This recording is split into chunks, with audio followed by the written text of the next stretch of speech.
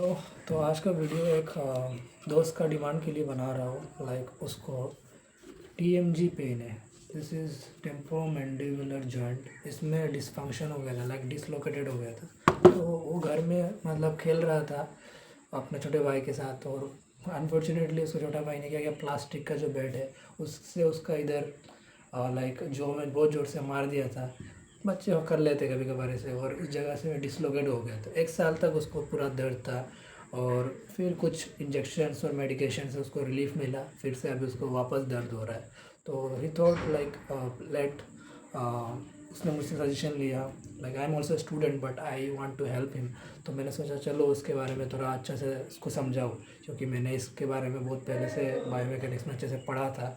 Like I will try to give the management, क्योंकि treatment देना अभी मेरा काम नहीं है। I am student, so I can't say like you have to do this that. तो जितना मेरा एक्सपीरियंस है उस हिसाब से मैं बता रहा हूँ। लाइक ये देखो, ये टेम्पोमैंडिबुलर जो है, ये आर्टिकुलेटेड डिस्क है। ये इन मैंडिबल और टेम्पोरल बोन से सेपरेट करता है हमें। तो इसका यहाँ से ऐसा निकल के आ गया है। इससे क्या हो रहा है, जब वो माउथ ओपनिंग कर रहा है तो प्रॉब्लम हो रहा है, क्लोजिंग में उसका दिक्कत हो रहा है।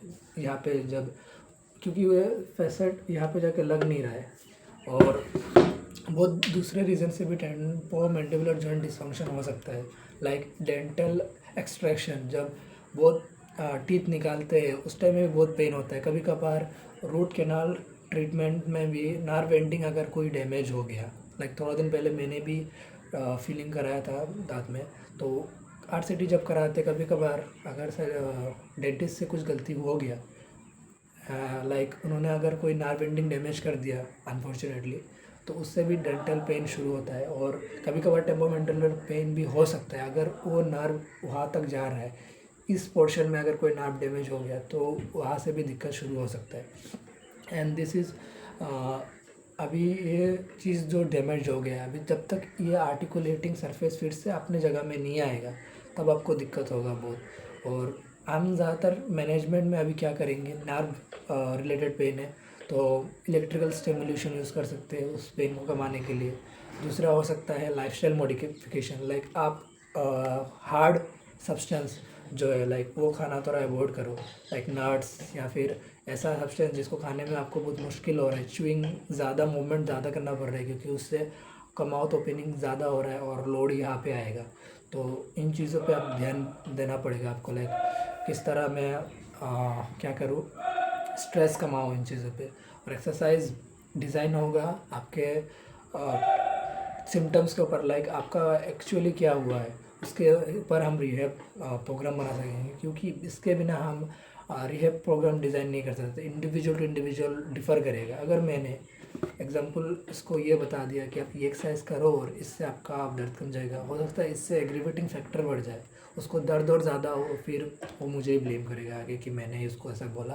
तो हमें इंडिविजुअल टू इंडिविजुअल देखना पड़ेगा कि उसको करना चाहिए, ज़्यादा एक्सरसाइज करेगा इससे उसका ठीक हो रहा है या रेस्ट लेने से ठीक हो रहा है। तो ये प्रोग्राम इसका डायरेक्टली ऐसा कुछ नहीं रहेगा। कुछ एक्सरसाइज अगर मैं बता दूँ तो इट्स लाइक मूवमेंट, देखो क्या क्या होता है।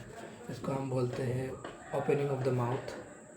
अभी ये तो क्लोजिंग ओपनिंग हो रहा है, अभी फिर से क्लोज हो रहा है, ये मूवमेंट हो रहा है। एक होता है प्रोट्रूशन। प्रोट्रूशन मतलब ये जो, अभी अगर मैं इसका थोड़ा ऐसा दिखाऊँ, हाँ इस तरह आगे आने को हम बोलते हैं प्रोट्रूशन, और ऐसे पीछे जाने को एक्सट्रूजन, मतलब ये मूवमेंट होता है। और एक है ये साइड वाइज ऐसा हो रहा है।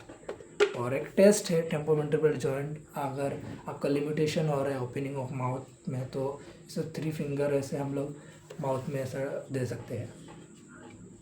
तो अगर आपको ये 3 फिंगर या फिर मूवमेंट आ रहा नहीं है, मतलब आप जब दे रहे हो और आपका माउथ ओपनिंग नहीं हो रहा है, तो ये लाइक रेंज ऑफ मोशन से आप इंडिकेट कर सकते हो कि यहाँ पे कुछ दिक्कत है। लाइक इतना तो होना ही है आपका, 30 to 40 मिलीमीटर इतना चाहिए ही।